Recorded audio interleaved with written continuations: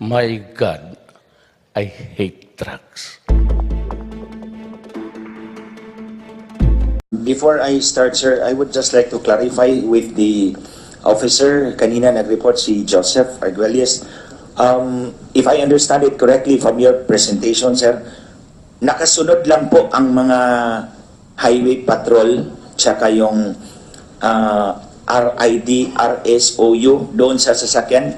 So, di ba hinabol in front of Cambridge Village on the east bank si Richard? Di umano, allegedly. That's your contention. So, hinabol ninyo. Nakabuntot lang ba kayo all the time hanggang umikot doon sa Legazpi Bridge, then bumalik sa West Bank? Again, Attorney Chong, kindly address the chair. Yes, sir. Sir, we are asking... Examination, yes. He heard you naman. Say, kindly respond.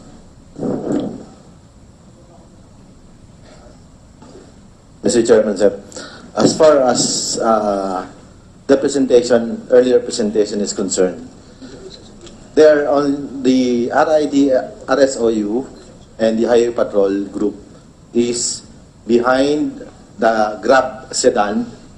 The Grab sedan is behind a tricycle, and the Toyota Fortuner is in front of the tricycle, sir. That's where they stop. And the SWAT is the one blocking. Mr. Chairman, may I ask which part of the area the SWAT was blocking? In the East Bank or in the West Bank? Kindly answer. It's in the West Bank, sir. So, as I understand it, Mr. Chair, hinabol nila si Richard, nasa likod sila, may Grab, may tricycle, si Richard sa unahan. Ganun po ba, Mr. Chairman? That's what he said. Okay, that's what you said. That's an official report, sir. That's an official response. So, pagdating sa West Bank, doon sa dulo, doon na sa Seventh Adventist Church, doon na ba may blocking force? Please, reply. Yes, Your Honor. Oh, so that is very clear. Mula East Bank, Mr. Chair, they followed him towards Legazpi Bridge, umikot si Richard towards West Bank, and then doon sa Seventh-day Adventist may blocking force po doon. That's correct, Mr. Chair. That's what he said. Okay. Now, sir, may I ask also General Carranza with respect to one question lang. The vehicles that you were talking about, General Carranza, you said there were 2 dates. What dates are these? It was presented in the PowerPoint presentation. Sir, it was presented. I did not recall, Mr. Chair. We have the report, R2. R2.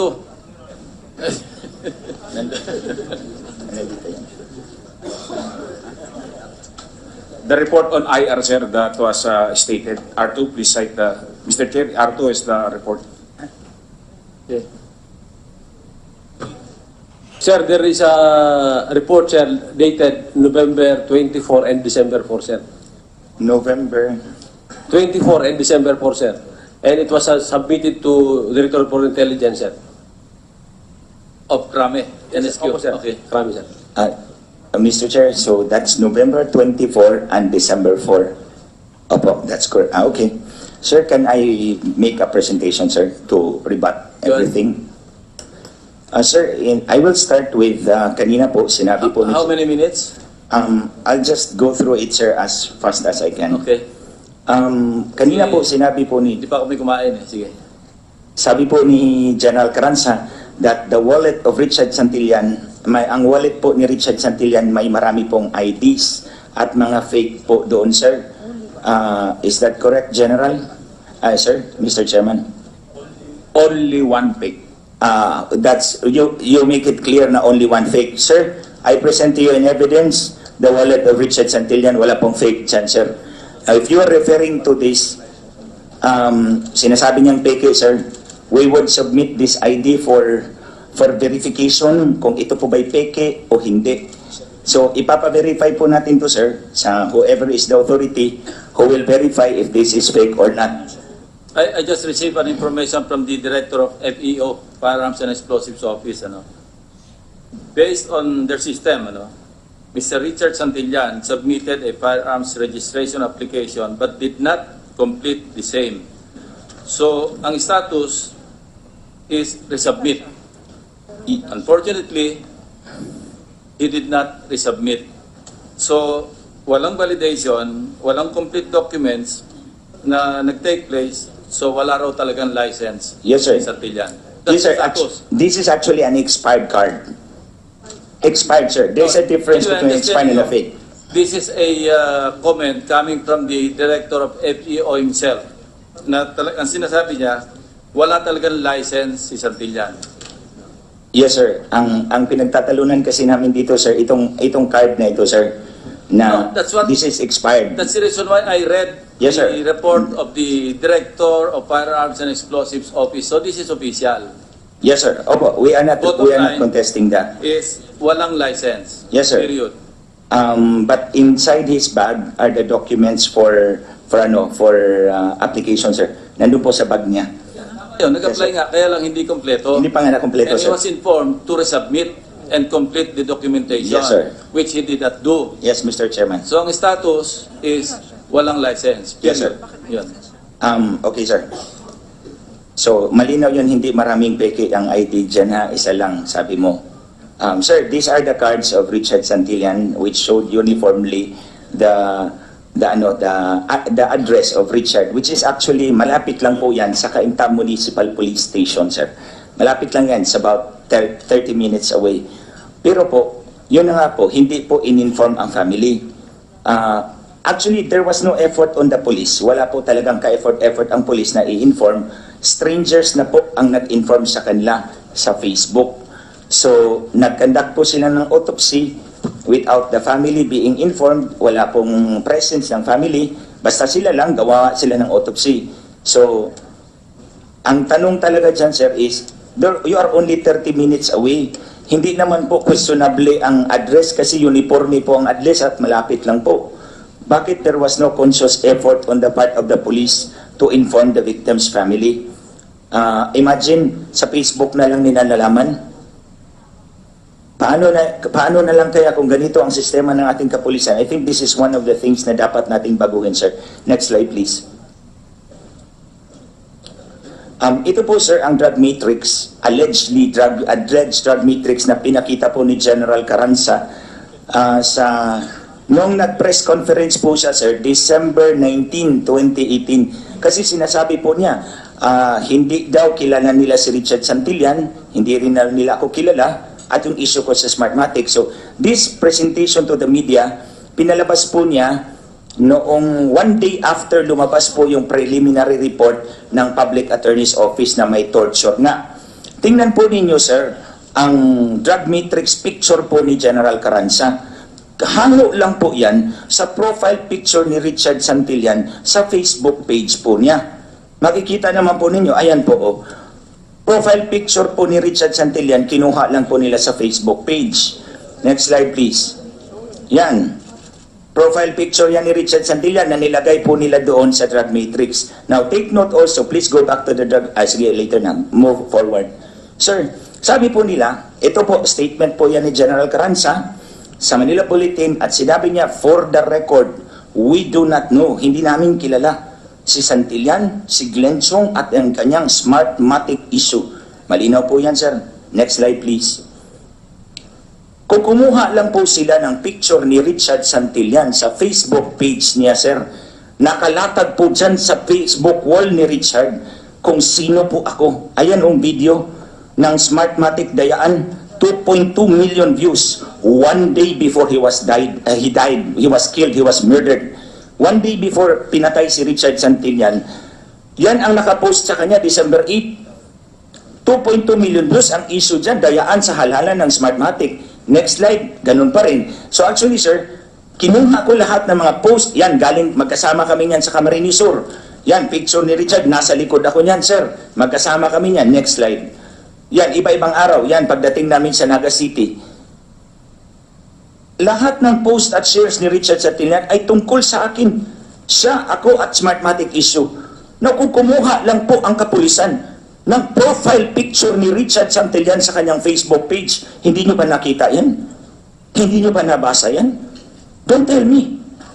Anong klaseng drug matrix yan? Kinuha nyo sa Facebook profile, tapos nandyan lahat nakalatag ako, and you deny it publicly na wala kayong nalalaman sa amin? You cannot deny that, General Carranza, nandyan, no? Next slide, please.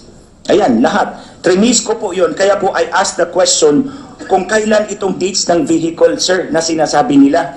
December 4 at November 24. Next slide, please. Hanggang November 24 yan, sir. Next slide, please. Next slide, please. It's all about me. That's when I filed my certificate of candidacy for senator na tuwang-tuwa si Richard Santillan. Next slide, please. Next slide, please. Yan, sa COMELEC kami yan, sir. Nag-file kami ng disqualification proceedings. Next slide, please. Now, sir, malinaw po yun, sir, sa Facebook page ko, ng Richard Santillan. Now, on the day he was killed, magkasama po kami actually, sir, sa Naga City, kasi he was my personal aide for 11 and a half years. Matagal na po talaga si Richard nagsilbi sa akin, sir. I treat him as a brother in all sense of the word. As a matter of fact, kung kami lang dalawa mag-uusap, kuya ang tawag ko sa kanya. Ito naman, sir, ito yung gift ni Richard, Give a Gift project ni Richard Santillan. Tuwing December po, pumupunta po siya sa mga bata na mga mahihirap. Humihingi po siya ng mga letters tulad niyan. Kung ano pong gusto ng mga bata, binibigay po namin yung regalo. And I would like to refute General Carranza. Nung sinabi po nila na si Barry daw ang nag-finance ng gift giving ni Richard Santillan, that's a total lie. Huwag niyo muna, move back to the letter muna. Sabi po nila kanina, malinaw po, si Barry daw, yung drug lord, ang nag-finance ng gift giving ni Richard Santillan. Your Honor, I can present you some of the ladies from Valle Verde, nandyan po sa likod, Your Honor. Ando, no? They are the ones who give the gifts to the children. Mga kaibigan po namin yan. Ayan po, mga ladies from Valle Verde. Hindi po si Barry, Your Honor. Kasinungalingan po yan. Nandyan po sila. Ang ginagawa po namin, nililikom namin lahat ng letters and then we give it to our friends, including myself, tinutulungan ko siya. Ang kasama po niya sa gift giving na yan, Your Honor, kapulisan. Next slide, please. Ayan. Ang logo ng police, Bureau of Fire Protection, Bureau of Jail Management and Penology, meron dyan yung Philippine Army. Police po, Your Honor, ang kasama ni Richard Santillan. Police din ang kumitil ng kanyang buhay 8 hours Limited later. time, Attorney Chong. Sir? Motive. Sir, the motive, it is related to his work with me. Smartmatic. No, what's the motive? Yung Smartmatic, sir, when I filed my certificate of candidacy, pinatay si Richard para pitikin ako. So why kill Santillan and not you? Because if I will be the one Because you're killed, at sir, you're at the forefront of the supposed motive. No? yes, sir, mas madugo po yun. Mas marami pong kilala ko, sir, as number one critic of Smartmatic. Eh kung ako po ang papatayin, sir, marami pong aalma. Magkakagulo tayo, mawawala ng kredibilidad ng Smartmatic. So pinatay si Richard para pitikin ako. Akala nila matatakot ako sa kanila. Hindi po yun, sir. I don't react that way. The more na sinaktan ako, the more I will fight. So now, what is the connection between Smartmatic and the police? Sir, nasa kanila na po yan, sir, kung anong arrangement po nila. But I will show the other evidence muna, sir, if you may, Mr. Chair. Ito po yung I'm trying to piece it together, piece everything yes po, together. sir. Yes po, sir. Hinahanap ko yung connection. Because, alam din ng mga pulis ito, pag may nangyaring krimen, tatlo kagad eh. Opportunity, motive, instrument. May instrument. May Yes, sir. opportunity. Ano yung motive? Yun ang gusto kong maliwanagan. Yes, sir. Ang motive po Anyway, yan, sir. please continue. I will just finish muna, sir. Ito po yung mga picture, sir. Ayan, no, yung mascot ng Bureau of Fire na kasama po nung last year po. Kasi itong taon na to, 2019, pangatlong taon na ito ni Richard. Nagsimula sa 2016, 2017, then 2018. Ito na po, yun. Iba-ibang lugar po yan. Next slide, please. Ayan yung sasakyan ko, sir. Ginagamit yan para panguha ng mga letters at mga regalo. As a matter of fact, itong bisikletang ito, kaibigan kong congressman yan ang nagbigay lahat niyan. Kasi malaki ang halaga. But bisikleta ang hiningi ng mga bata, Your Honor, Mr. Chair. So humingi po ako sa kaibigan kong congressman at yan po binigay 16 na bisikleta. Tinutulungan ko po si Richard. So actually, sir, September pa lang, humingi na siya sa akin ng permiso na sometimes malilate siya or magamit yung oras dahil hinahabol niya yung mga letters ng mga bata. Kasi this time kasi, 3 lugar, Rizal, Cavite, at Benguet. So 3 lugar yun, Rizal, Cavite, at Benguet. So mas maraming time ang kailanganin. Next slide please. This is the picture, the last time that Richard namigay po siya ng regalo, sir. When he was still alive. Ito po yung last picture po niya. Yan yung sa sitio Imbornal, Mayamot, Taytay, Rizal. That was taken at 3:30 in the afternoon, 4 o'clock, 8 hours before he was killed by the police. Ito po sir, mga police po ang kasama niya, oh. Ang mga kaakipat niya sa project na yan. And he was also murdered mercilessly by the police. Next slide please. Now sir, sabi po nila sir, there was a flag down. According to them, kanina, malinaw po, sabi nila, Stradcom, LTO Stradcom ang ginamit nila as basis. Para daw po makita po nila na yung sasakyan ng aking kapatid, Joanne Chong, which I am using as a beneficial owner, na flag down nila na, ano daw sir, last registered on July 21, 2015. So, kung LTO Stradcom database ang ginamit po ng mga polis na ito, sir, we can also access it eh. Pwede tayong mag-dial mag-type ng 2600, i-dial po natin ang LTO vehicle then plate number. At lalabas po yung data mula sa LTO Stradcom database. Makikita po dyan, sir, no LTO apprehensions, no LTO alarm. Kaya po, walang probable cause para i-flag down ang sasakyang NOF 845. Wala pong probable cause, Your Honor, because pareho naman ang database na pinagbasihan ng pulis at pinagbasihan po namin, LTO Stradcom. Malinaw po dyan. Ang text po niyan, sir, tinext ko po yan December 17 until January 4. Iba-ibang araw, 4 na araw yan. To check and to coincide nung sinasabi ng mga pulis parang November 24 to December 4, parang at 10 araw. So tinest ko rin po. Ayan, uniform, no LTO apprehensions, no LTO alarm, no probable cause to flag down my car. Next slide please. Ito na po sir. Kaya po tinanong ko po sila kung nakabuntot lang ba sila. Malina po ang sagot ng pulis, sir. Nakabuntot lang sila. Okay? Ito po yung Cambridge Village, sir. Sabi po ng spot report, sa labas ng Cambridge Village, ito po, East Bank. So, binuntutan nila si Richard. Sabi nila, although sabi nila, sir, nag-flag down daw sila dyan sa spot report. Nag-flag down sila in front of Cambridge Village, pero hindi tumigil si Richard. Paano ba ninyo pinag down? Inakabuntot lang kayo eh. How did you ever flag down? Nag-wave kayo ng kamay? Nakabuntot kayo, malinaw ang sabi nila, sir, nakabuntot lang sila. So nakabuntot sila. How did they flag them down, si Richard? So okay, so dumiretso si Richard sa East Bank. Next slide please. At that point, itong creek na ito, sir, is the boundary of the jurisdiction of NCRPO and PRO 4A. So magkaiba na po ang jurisdiction yan, sir. Pag lumagpas ka dyan, Guillermo Elizar na po yan. General Guillermo Elizar na pong jurisdiction yan, sir.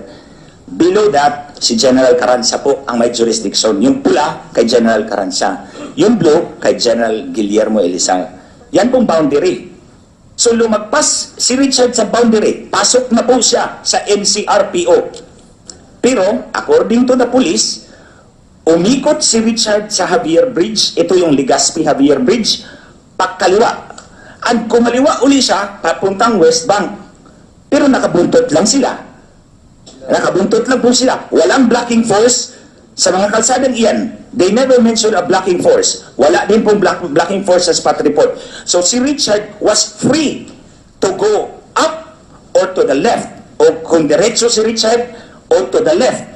Pero according to the police, ito yung gawa nilang senaryo. Nag-left siya, then nag-left uli siya, next slide please, hanggang napasok sa crime scene. So in other words, Mr. Chair, lumagpas na po si Richard at napunta na po sa jurisdiction ng NCRPO. Pero kailangan talagang ipasok uli siya sa jurisdiction ng PRO 4A ni General Carranza. So that's their story, Your Honor. But this is what it could have been. Next slide, please. So kung galing po si Richard sa Cambridge Village, kung totoo na may habulan, kung galing po si Richard Santillan sa Cambridge Village, sir, dire-diretsuhin lang po ni Richard, bahay na po niya ang nasa dulo. It would have been relatively safe for Richard to go home to a subdivision. Gated yan, pwede siyang pumasok, hindi na siya mahabol na mga nakabuntot na highway patrol group at mga kung ano-ano pa mga police, RSOU, Your Honor. So pero, kung lumagpas si Richard dyan, NCRPO jurisdiction na po yan. Wala na yan sa mga kamay ni General Carranza, Your Honor, sa PRO 4A. So, if that, kung that would have been what Richard would do, kasi malaking kalsada yan eh. He would have been free to go to his home. But then, Guillermo Elizar turf na po yan, sir. So, hindi na po kay General Carranza. So, the other scenario, sir, would have been this. Next slide, please. Pwede siyang umikot sa Legazpi Bridge, dire-diretso ng Legazpi, pasok ng Jennings Avenue, pasok ng Louis Street, condominium complex ko po yan, sir. Malapit lang yan. So, that would have been another scenario. But then, again, that place, yung aking condo complex, would have been NCRPO jurisdiction. Hindi na po kay General Carranza yun. Hindi na po PRO 4. Kaya, yung story po nila, pinaikot balik sa West Bank because ishoot siya doon sa PRO 4A jurisdiction. Next slide, please. So, ito po, sir, sa spot report. Nakalagay po ang excerpt po ng spot report sa baba, sir. Barry and his cohort elude arrest. Ang tanong po natin dito, sir, is wala namang mukha ni Barry dyan sa drug matrix. Paano ninyo nakilala na si Barry yan? Ito po rin yung drug matrix na pinakita ni General Carranza noong December 19, 2018. Binandilyo niya yan, binandera niya yan. Walang mukha ni Barry. How did the police operatives there know na si Barry yung nandoon sa loob sa sasakyan or eluded arrest? Kanina malinaw po ang sabi ng report ng mga pulis, dalawa lang ang nasa loob. Si Richard Santillan at si Jessamine Casing. Dalawa lang. Walang Barry doon, walang cohort doon. Pero yung spot report ninyo, ibang usapan, ibang sinasabi. Next slide, please. Sir, these are some of the things na hinahanap ko. Yung missing dashboard camera. May dashboard camera yan sa harap, sir. As a matter of fact, ayan o, nakadanggol yung connector to the camera. Pinabili ko yan sa Japan. Nakadanggol yung camera connector, ayan o. So, hinanap ko yan, sir, because that is material evidence. Nandun ba yan sa SOCO? Sir, Mr. Chair, can we ask si Dr. Carpio if it's with the SOCO? Your Honor, the team Bravo has no inventory with that, Your Honor. Wala sa list, wala sa inventory. Yes, Your Honor. Yung, Assigned by the witnesses also at crime scene, Your Honor. Your Honor, in other words, tama po, sir, nilagay ko po dyan, the SOCO inventory of evidence does not state na meron doong dashboard camera. Pero nandyan po ang camera connector, nakadanggol pa po. As a matter of fact, Your Honor, meron pa pong material evidence dito, Your Honor, that the power supply dito sa baba ay hinugot. Your Honor, this is the power supply going to the connector. Ito yung power supply na where did you get that? nasama po sa isinuli sa amin. Okay. Nasama po. Ito po yun, Your Honor. Nasama po siya dito, Your Honor. Dinala ko po yung mga evidence, Your Honor. Nasama po siya dito, Your Honor. So we just put it inside this plastic to preserve it. Hiwa po yan, Your Honor. Pinotol yan. Tinanggal yan sa ilalim. Yung connector to the wire. Ito yung nagdanggol, Your Honor. So in other words, Your Honor, there was a purposeful intent to hide evidence, Your Honor.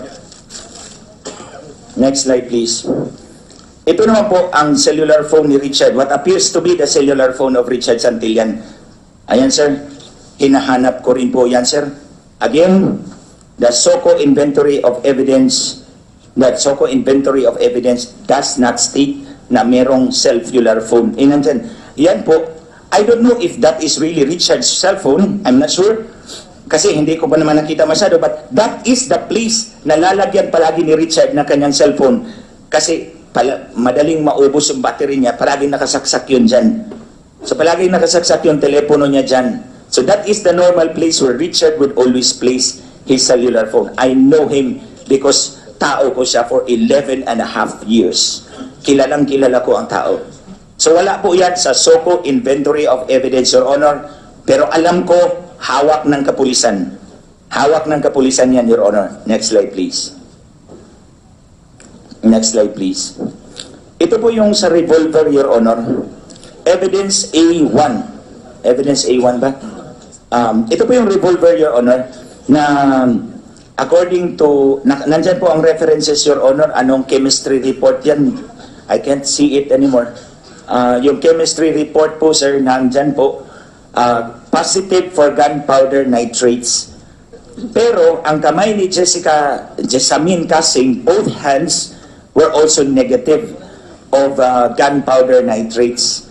So, pumutok ang baril, pero hindi siya ang nagpaputok. So, yun lang po. Pumutok ang baril, pero hindi siya ang nagpaputok. I'll come back to the statement kanina ng chemistry officer later. Next slide, please. Ito naman po ang granada. Fragmentation grenade.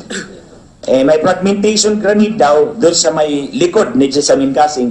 But on the video that we have, Your Honor, of the shooting incident, may police po na may tinapon sa side ni Jessamine Casing. Yung inset picture po, Your Honor. Yung inset picture po, Your Honor, police yan, Your Honor, habang nagpuputukan,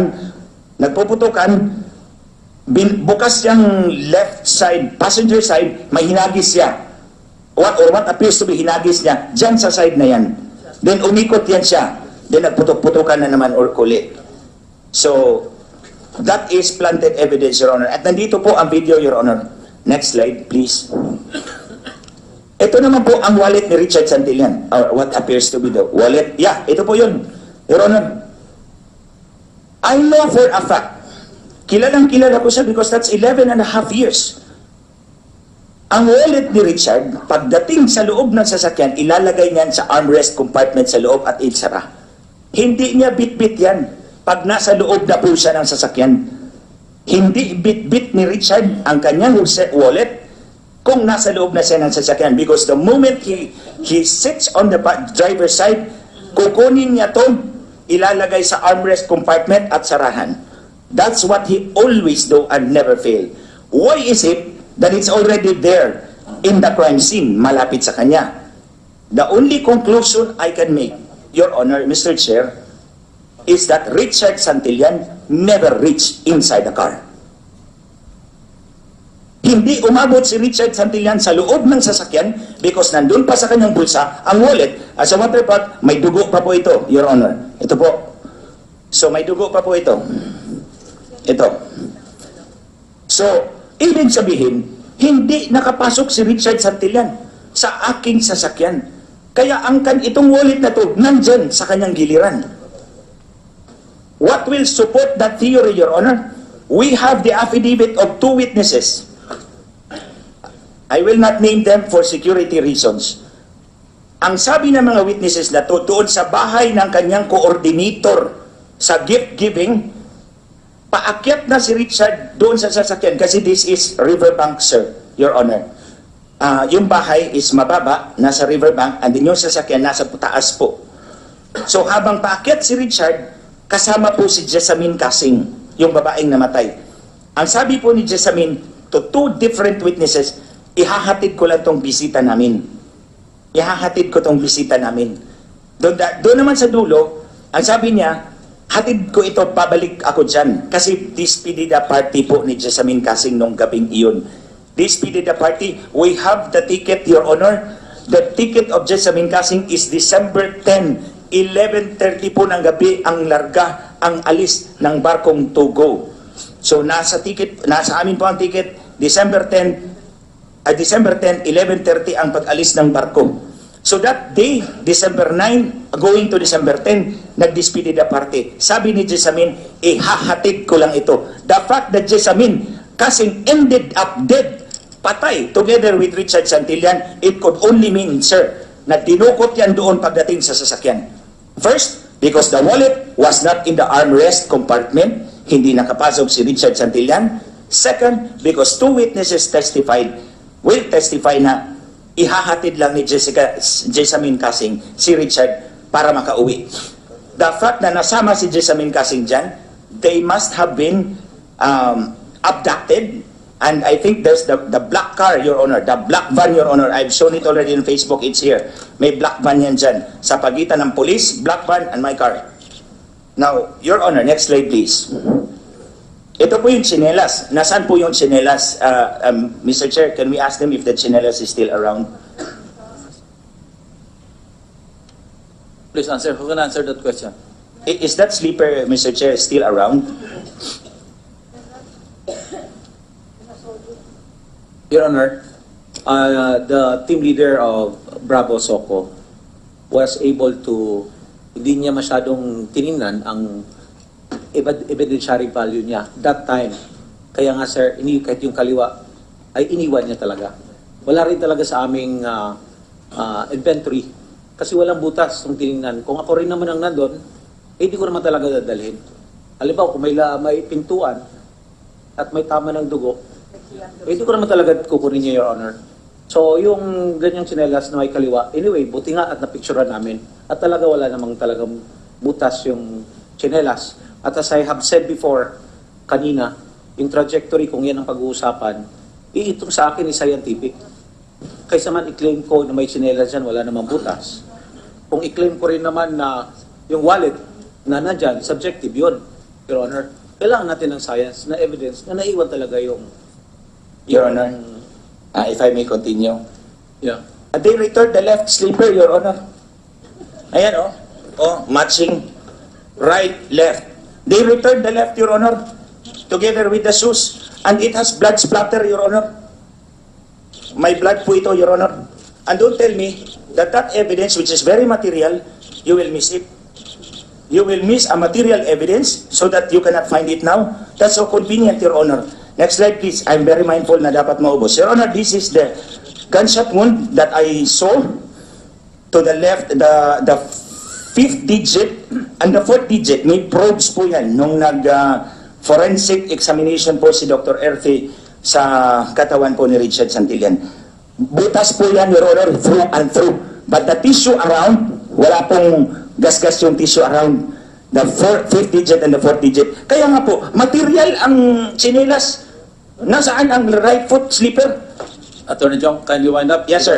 Okay, next slide, please. It's 2 o'clock and we have Okay. an engagement at 2. Sir, this one... Anyway, these I'm- are pieces of evidence that are better appreciated if it comes to that by the court.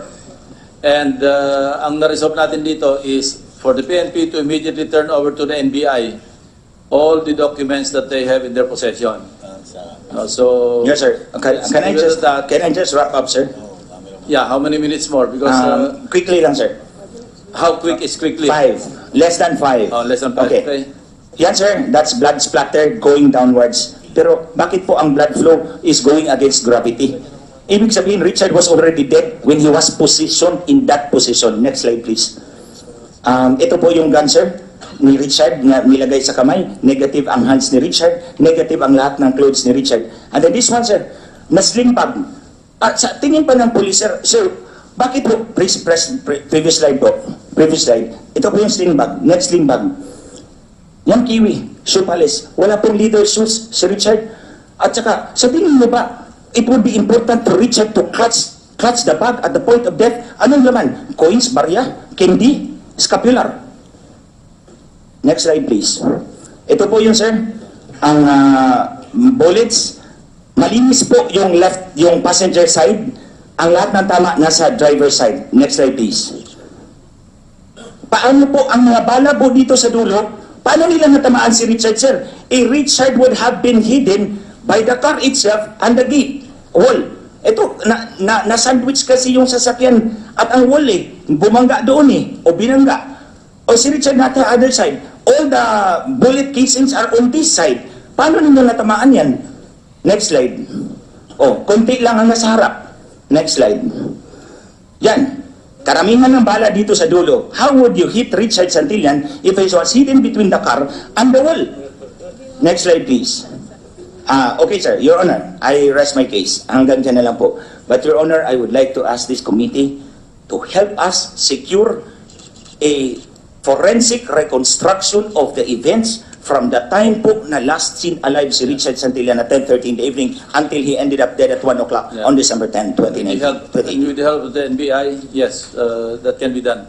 Anyway, it's almost time, so we will suspend this hearing and we'll tackle probably other similarly situated killings, no, yung mga political killings, because the resolutions cover other killings that could be politically motivated. So we'll just inform you, and the chair, on behalf of the committee, would like to thank everybody for your cooperation.